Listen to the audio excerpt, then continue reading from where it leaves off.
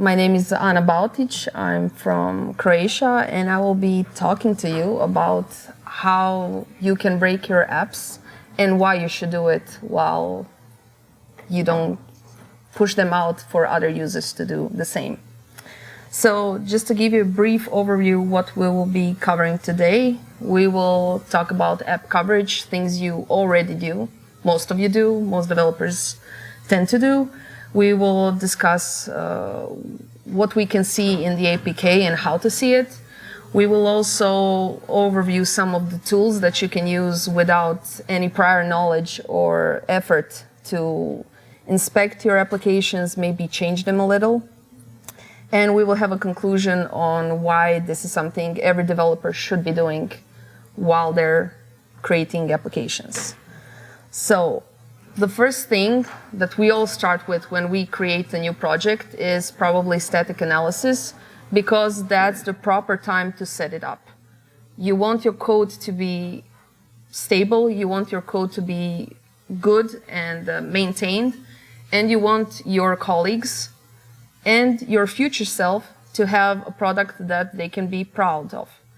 Which means that you won't be placing random constants all over the project, you won't be hard coding stuff. It's just proper house cleaning and housekeeping that you need to do with every project that you make. It's about improving code quality, and that's the basis of everything. Because in some future development, you might be changing stuff in your code, and if you have it hard coded in one place and export it to a constant in another, chances that something will cease working are just great. You usually add lint also to your projects, because lint can give you some warnings that you might not be aware of. Security warnings, code quality warnings, basically anything that can help you improve your product. It can kind of point you in the direction that some things are not safe or can be changed or should be changed. I just added 2 examples here from the documentation that's very concise and easily readable, obviously. One is secure random. If you use it somewhere in your application, what the warning is at the security level or something else, or if you should change it with something different. What I found to be quite a good addition to building an application is the DevNox Android Studio plugin. It can be useful for some things. For instance, I hadn't heard about the tab jacking attack until I added it to one of my projects. Basically, if you're not familiar with it, you can place an overlay on the application and you can steal the input from your user, which basically means if you're inputting some kind of password and username, you could be in a lot of trouble. Not only you, but the users that basically use your app. So it's a good thing to add, and it can add an extra layer of security while you're developing. You can also scan just a part of your application, the whole application, a custom scope, so there's no reason not to add it. Here is a brief overview what it looks like, like a report when you run it for the app. So like I said, the tab jacking thing, I hadn't heard about it before, and it's basically quite common. It was present in the Android 4, I think, and it was reintroduced later on, so it's definitely something that you should take care of. And yesterday we had a couple of talks about testing, which we all love and adore. We all test applications, at least I hope we all do. It's basically doing testing is like a present for your future self and your team and your product, because I don't know if you work in an agency or in a specific product, but sometimes the specification might not be all too detailed. For instance, we had projects where the client would say, oh, we would like a few buttons there, and it should show something very, low-level descriptions. And basically tests are what we consider to be proper specification later on, because you describe how your app is supposed to work. What the business logic is, if your UI is displaying correct data, it's basically making sure your app doesn't break from the inside. And also, when you add new features to your applications, chances are that something might break in one of your previous developments. So you change one thing in one part of the application, and if you don't have the architecture right, or you might have not set up the MVP properly, or you just have some leftovers from previous developments, this is probably the time that you might be seeing some errors. And testing is a way to mitigate that, because it's better if you see something break while you're developing rather than when it goes out to the public. So it's kind of a legacy to take care of. And one of the most important things during development, and I cannot stress this enough, is having a good QA team. 1, 2, 10, it doesn't matter, but you need people in your team that are specifically there to take your app, not listen to you on how you want it to work, but to take it and try actually using it. So preferably people who hadn't seen it before, who hadn't worked on developing it. This is important because I think that developers, and I'm sorry to say this, we are horrible testers. We take the shortest path. We solve problems for a living. So if we need to get from point A to point B, we will definitely take the shortest path. We will make sure that it works the way we think it should work. Users, on the other hand, are nothing like that. You will have people entering text where it shouldn't be. You will have people clicking randomly on the application. You need somebody erratic to go through the app and try to cause crash, or even tell you if some of the UI doesn't make sense. So basically, you need people to tell you what it's like to use your app. So good QA is mandatory. In my previous company, we had quite an energetic team who really enjoyed going through the app, and they would always come to you with a big smile. Oh, you know what crashed? Everything. And they would really enjoy breaking your day, not the app. Well, also the app and the day. And although you might not like the approach, it's basically very useful because actual users are not, perfectly logical beings who will see the shortest path as we do. And we're also very biased because I've seen from personal experience that when I test my product, I usually just perform the steps that I know that need to happen. And I don't just go wild on the whole UI and press back and forth and home and try to, wreak havoc on the app. So good QA is worth gold. We also had a good talk yesterday from the Firebase team. And what was mentioned was Google Play, the alpha and beta channel, and the pre-launch report. I personally love that feature. So when the pre-launch report first rolled out and we pushed our first build, it was great to see our application on 10 or 11 or whatever number of devices. We could see the UI. We could see logs from 5 minutes of recording of random clicking on the app. And we also found that sometimes you can have like a Samsung device with Android 4 that breaks every time you run the app. So it's useful for catching those bug occurrences that might be specific to a platform, to a vendor, or a combination of both, which is basically very difficult to find if you're an agency or a small company or you just have five devices. So it's really a good tool and requires minimum effort from you, and I believe that everybody should be using it.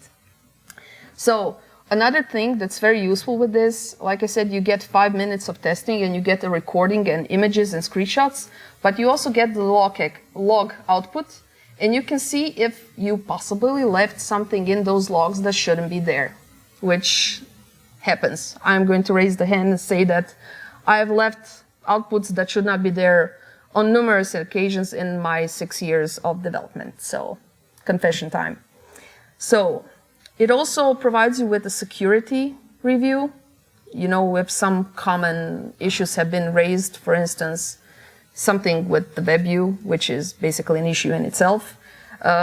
Maybe you're using a Cordova in your app and you might be using an old version. Basically, it will raise an issue that you can address at that moment.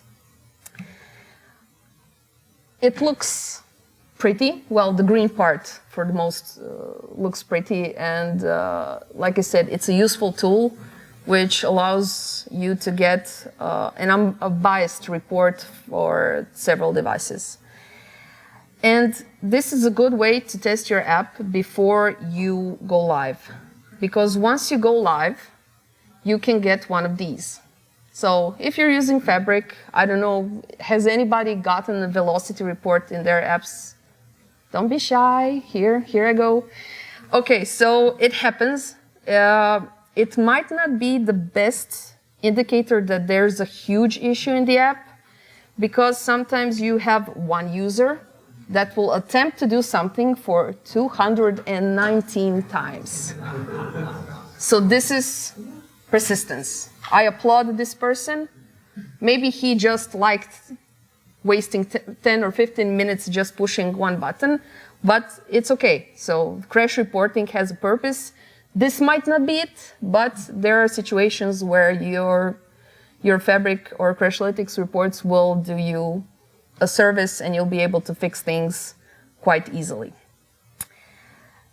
The biggest problem, from my opinion, on Android is the fragmentation. So while your iOS developers have 2 or 3 or 4 devices and screen sizes to take care of, we have this beautiful collage of chaos, which means that you might be able to cover most of the combinations, but probably not all of them. So using all of these tools together might help you mitigate this here situation that will probably not improve in the future.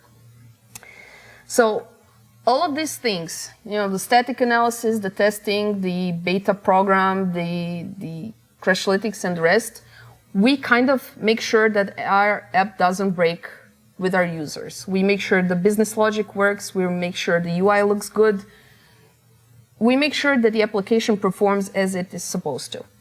But sometimes you need to take a look on the inside. So depending on the scope of your work and the applications you work on, sometimes you might be mandated to have penetration testing done on your app. Has anybody been in that situation where your clients demanded your app to be penetration tested? 1, 2, okay, a few. So basically what your client or your product mandates is that you give your application to somebody and they will try to see if you are putting your users at risk. If you're leaking data, if they can get to sensitive data like passwords or tokens or anything that might cause them material harm. If you can get user data like pictures or messages, basically anything that invites privacy and security. So to be formal, basically a pen test is an attempt to evaluate the security and stability of a system. You're trying to exploit vulnerabilities if they exist or not. So what is the motivation for such a test? Well, basically, you want to make sure that your app and your users are safe. You want to make sure that their privacy hasn't been, invaded. And basically, you might just be mandated by your client to do so. So any of those scenarios are valid. So if you want to take a look at any APK, and I'm not just speaking about, penetration testing. Maybe you're just using an application that looks good. It has a cool feature, some kind of UI element that you want to look at. There's nothing stopping you from getting the APK from your device and taking a peek at it. So how do we do that? How do you get an APK directly from your device in less than 1 minute? Well, it's fairly easy. So for those of you who use ADB, like shell commands, you should really get acquainted with them because you can do so much. For instance, before I get into the whole APK and data in it and what to look at, let's say during your testing that you have a huge entry form, like you're trying to perform some kind of registration and you need to have tens or 20 like data items put in by your user, and your QA is going to you and say, nah, I'm not doing this. This is going to take forever. What do I know what the rules are? There's nothing stopping you from creating a script that will have like inputs, ADB shell, input text, something. You just construct the script and give it to them so they can run it. And they can fill the form in like 10 seconds or more. So knowing your ADB shell commands is very useful for you while you develop and for your QA team because it can save a lot of time. And nobody likes filling out forms and testing it. So let's start with what we set out to do. For you to list all the packages on your device, you have a simple command that says ADB shell pm list packages. So you might want to look at a specific app. You might want to look at a random app. When you take a look at those items that are listed, pick one. And for you to get that app on your device, you need to know two things. For Samsung, because I love Samsung applications and how they work, you just list, like again, packages, and you just want to narrow that output down with a grep command. And here you have 5 applications. So let's say we want to look at the video application. We need 2 things. We want to know the name of the APK on the device, and we need to know where it's at. So we query for the path. Simple enough. And we get where the APK is and what it's called.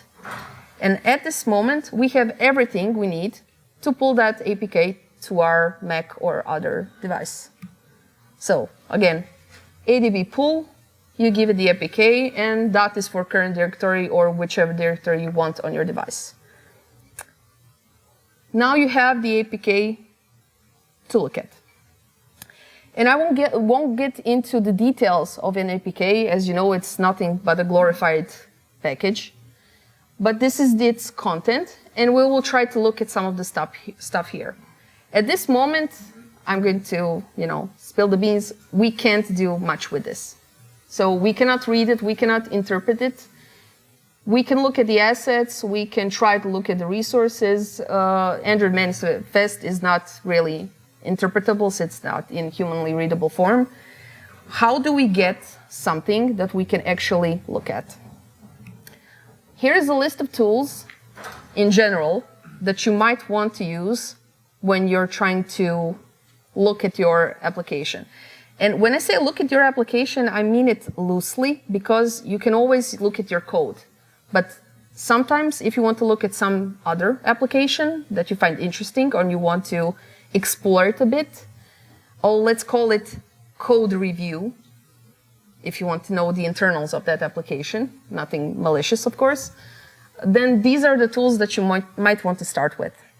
So Apt, the packaging tool, it can provide some info about your application. Not much, there are better tools, but we'll get to that later. So it's a part of the SDK, so you have it on your Mac. I presume, of course, that you're using Mac, but whatever other computer that you might be using, it's in the SDK. So you need not install or get anything. You have everything set up. So how do you list the content of an APK? Fairly easy. Apt list, and you give it the APK.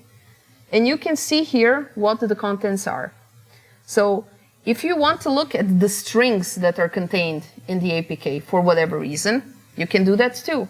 Fairly simple. So apt dump strings, cool APK. You can get a list of all the commands in the reference part of the presentation. I won't go into that more thoroughly now.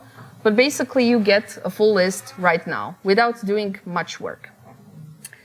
What if I want to look at the Android manifest file? I can do that too. It will list all the items that are in it. Like I said again, no effort. You can do this in parallel while I'm talking about it.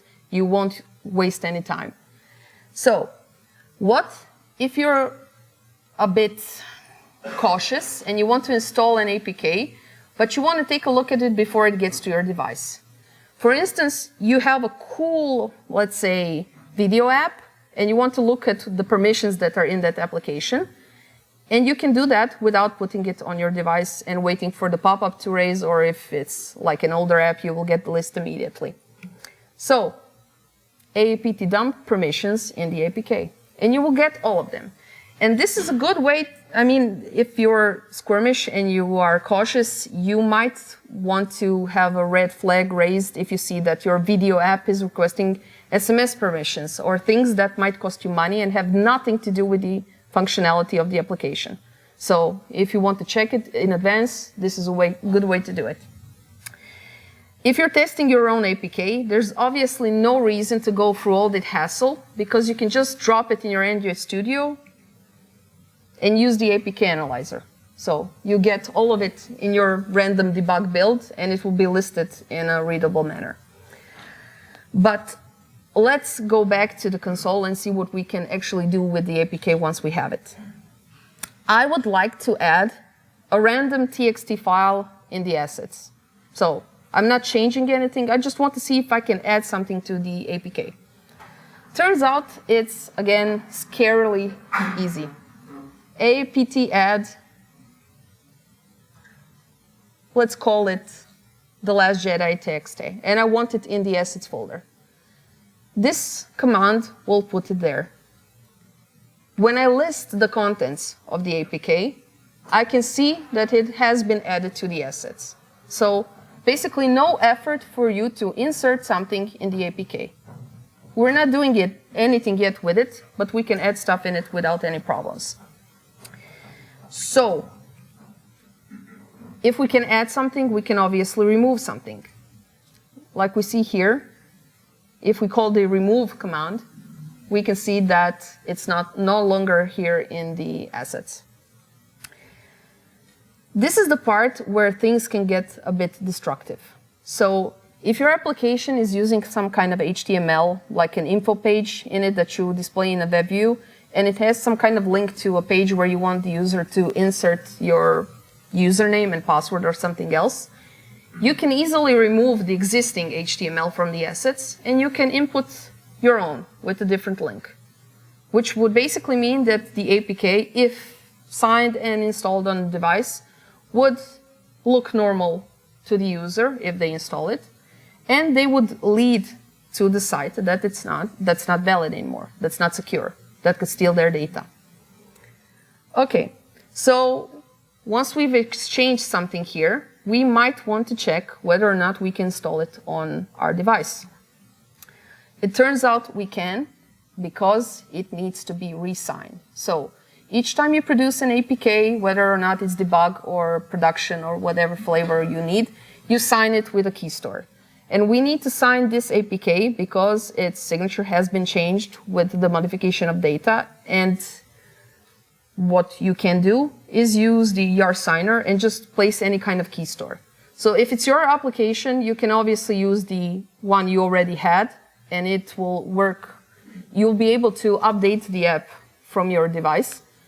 If it's signed with something else, obviously you won't be able to update it, and any kind of other user won't be able to install it in parallel with your application. So you're good to go as far as that is concerned. And just a side note here, developers tend to keep their key stores, the ones that they sign the application with, in the same code base where they store the app itself. I'm really against that because you have a single point of failure. I'm not saying that somebody will go into your account or you will leave your credentials somewhere, they'll be able to get to it and steal it, but companies are usually big. There are several users. People leave, people come, and it's a good practice to keep it securely stored somewhere else. And of course, somewhere else where you actually know where it is, because I've seen situations where the developer would keep the key store on his device, and then he would leave the company and the laptop would be reset, and then you're kind of in trouble because you're not able to update the application ever again. And it's not a fun conversation to have with your clients. So this is one thing. This is the one thing to do. What I prefer to that is the Apk tool. So it's a simple tool for reverse engineering APKs. you can do several stuff with it. You can disassemble resources. You can rebuild the decoded resources. And it's not difficult to use, and it's not difficult to install. Basically, all you need is Java 7 or higher. You need the Apktool jar, which is downloadable from the link. The presentation will be up and running soon. You have the wrapper script, which you can execute each time if you don't want to write, the whole command. And you just paste it in your user local bin and run it in terminal. You just need to make sure that it's executable, but that's not an issue actually. So if you set up your script and the jar in a proper way, when you run the Apktool, you get a list of all the things that you can do within Apk. And it might be, a lot for the beginning, so we will just start with simple commands. So one thing to mention here, what you will have in the end when you use this, it will turn DEX files into Smalley files. So Smalley and box Smalley, it's Icelandic or Scandinavian, basically the names for the disassembler and assembler. And box Smalling gives us readable files that we can actually interpret. So you can box Smalley your own code. Sounds rude, but it's actually quite useful. So let's take a look. If you use the Apktool with d-f cool apk, you basically get this output, which tells you that it's loading the resources table, decoding the manifest, loading resources again, decoding. And when you take a look at what the output is, you get basically some of it, none of it is actually similar to when you open the actual APK. You get the manifest file, you get sslib, original, res, Smalley, unknown. And what we want to look at, just to start with something, is the Android manifest file. Now this is readable. This is nothing like what we've seen when we try to open the APK itself, on Archivit. And we can see actual data that's been placed in here. We can see the name of the icons. We can say the name of the application. We can see that it's using a network security config and lots of other data. If we take a look at the layouts, and this is the interesting part, if you're looking and reviewing the application that has a cool feature that you would like to re-implement, of course, we are not stealing, you're just getting inspiration from somebody else's work. Basically, you can take a look at how they achieved it, or if they're using some kind of third-party library that you can just import in your app, and you're good to go. So just looking at stuff. It's not formatted, but it's readable, and we can actually get around with this. So what if we want to rebuild our APK? Turns out it's fairly easy. So the B stands for build. It will take whatever is present in the current location, and it will build the APK. So what you also can do is basically place it in some kind of other folder, but this is not very important. So you can take the application once you took a look at it, and you can rebuild it again. And if we take a step back and comment on the fact that we can add stuff and remove stuff, this is the place where it gets scary again. Because there's basically nothing stopping you from changing the icon of the application. You know where the assets are, you know how to place it there. You're just switching files. Again, you can change the other assets that are there, whether they are HTML files or some kind of data, JSON content that is used for rendering some kind of menu. Basically, once you explore the app and take a look at it, you can change anything.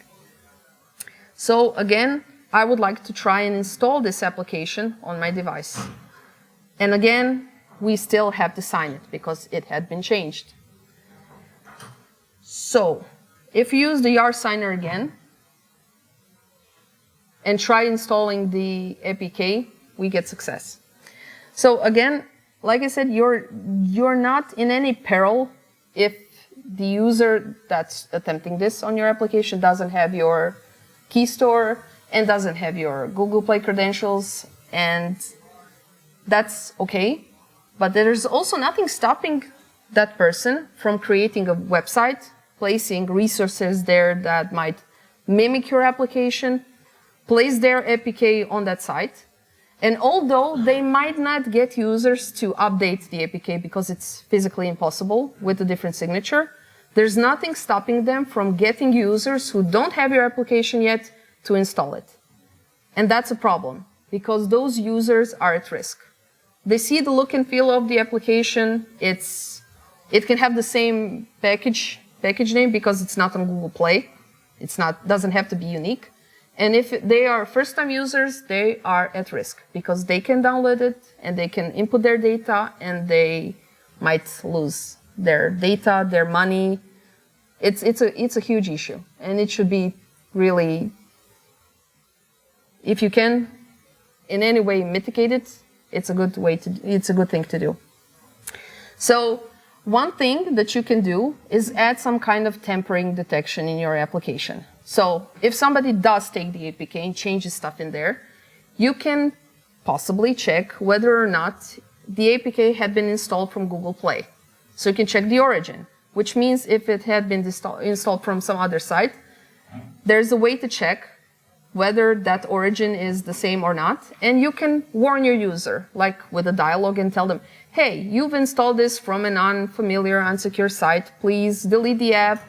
Please submit some data and notify us what you had been doing. Because that's a good way for you to get feedback that there's something wrong and that your users are at risk. And it's a good way for the users not to get in trouble. There are other tampering detection techniques that you can use, for instance, to detect whether or not it's in debug mode, because the APK might not end up on a device at the end user. Somebody might try to debug it and just take a look what's going on, like if you're communicating with an API or sending data, there are various things that can go wrong and break more than just your application.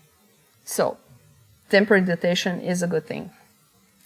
So as you see, the Apktool is fairly easy to use, and sometimes it might not work. It depends on the framework files, but that's a different topic. So there's one more tool that you can use that's fairly simple and easy to go around with. So it's ClassyShark. You've probably heard about it. If you hadn't, like I said, it's fairly easy. You can browse components. You can take a look at the method count. There are other features there. I won't get into more detail here because it's. I believe that the apt is more than sufficient for you to get going. And when I say for you to get going, I'm addressing the people who actually haven't tried anything like this before. For me, the main motivation for taking a look at this kind of, like testing and taking a look at the internals was due to a penetration test report we got. So basically, you get items that you need to check on the client side, and some of them aren't really related to the application, they're related to the API and the content that's being transferred. But in my mind, when I heard that we had issues with the pen tests, I said, oh boy, this must be really hard. So we have a company that's penetration testing our app, and there must be, weird hermits with hoods in a black basement, and they're just, scary and doing some kind of black magic. And when I started exploring this, I kind of got depressed seeing how easy it is to take a look at the basic stuff. So this is really basic stuff, and anybody here in this room can do it in a few minutes. So that's what it takes for you to, rip open somebody's work and check how they did stuff and maybe try to play with it a little bit. I'm not suggesting you do that, but I think that, learning is good. And for those of you who have had more experience with this, write a blog post, share your experience. If you've seen people do something, I'll be frank, stupid, write a tweet, tell them, please don't do that, use some kind of other method.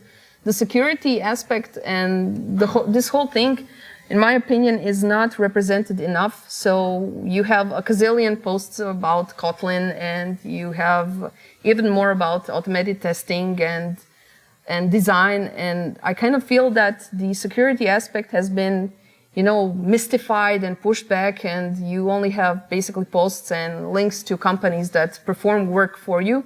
I'm not saying they do it badly, but I think that some kind of knowledge sharing here could improve the whole process for the Android community.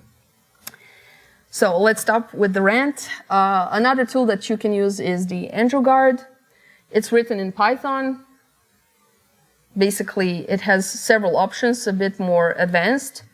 Reverse engineering, malware analysis, and it's, like I said, a good tool. This is how you would normally get around to using it. So basically commands that are fairly simple to use.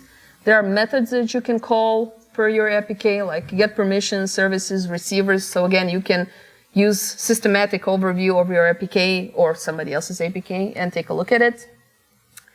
And another thing that I really like, and what people tend to forget, is again that our users tend to be humans of flesh and blood, and that their data plan usually sucks. So when they go out and drive a car or go somewhere in nature, they might not get the full service that they need for your app to run smoothly. So when we're in our offices on Wi-Fi and everything is just blasting away with speed and bandwidth, it's okay. Everything runs okay, and you get the perfect test for your app. But what you can do with the Charles Proxy, and it's basically just a proxy application that you can monitor traffic with. You might use Fiddler or something else. You can simulate the actual conditions out there. So you might want to test your app on edge, or maybe throttle it, or you might want to, just check the communication between the device and the API. So here, let's do a count raise. Does anybody use HTTP in their app?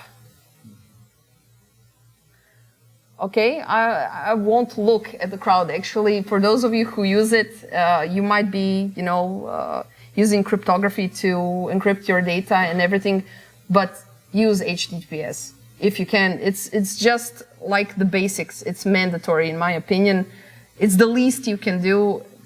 And it's just, in my opinion, there's no excuse for sticking to HTTP because it's readable unless encrypted. So, like I said, Charles is a great tool. You can do the man-in-the-middle attack with it. Well, basically on Android, you could do that before Android M came out. With Android M and with several releases in the last few years, we can see that the security has improved greatly. We got the permission system, we got the network security config, which basically allows you to use, let's say, custom SSLs for testing and debug and development, because Android kind of tends to drop on the floor and say, nope, I won't do that if they know that the certificate is self-signed. It has a list of trusted authorities on it, and if you use something that's not in them, it will basically not allow your communication to continue. So what you could do before is use, let's say, a Charles signed certificate on your device, just place it, install it. But with Android M, the system doesn't really trust the user certificates on the device. So what you can do is add the network security config, and in it, you can trust the system certificates, authorities, and also trust the user, which basically just goes around the issue, and you can still monitor your traffic and look what's being back and forth. And if we push the security part aside for just 1 second, and remember that we are basically simulating real-world situations here, you can repeat requests, you can intercept them, edit them, and this is really cool because if you have some kind of model that you're expecting in your app, because you have a great API team They always produce the same quality of their responses and requests, so you know what to expect. And sometimes you can just test the app whether or not the application is responding to a change in the response in a proper way. So just show something, don't show something, hide, whatever. But what if the API people send something different? So you're not expecting an object, they send you an array, or if you're really lucky, you might request some kind of data from the server and get a huge database exception in the form of HTML or something else because they're having a bad day. Your application should be able to continue working regardless of that. So prepare for the worst. You are expecting data, but that data might not come, ever. Or at least not in the form that you're expecting. So, one more thing to think about is that when you're transmitting data, again, that data might be critically important to the user. So whether it's social security number, I don't know what critical data in the US might be considered, but passwords, usernames, any kind of, identifying data that might be used to, let's say, open an account somewhere or register for services at the telecom company, anything can happen. We've seen a lot of problems back home where some kind of data that was leaked, people would use it to open an accounts and just people would be in debts with bills that they didn't know existed. So it's a huge issue. So to wrap it up, I've listed a few things why you should pen test and take a look at the internals of your app. But I'm going to say just one thing. Basically, you want to do it for yourself. You want to make sure that your users are happy, safe. You want to be safe, probably. So the applications that you are using, I believe it's safe to assume that we expect nothing less from the developers of those applications. So it's like good manners or housekeeping, basically things that you need to do and you should do at least to provide the services that your users deserve and that you deserve. So my final words here is basically go and break something today. Yours or others, take a look at the APKs, learn something. And if you have some tips on how to do that and you want to share that knowledge, it would definitely be appreciated in the community. So thank you.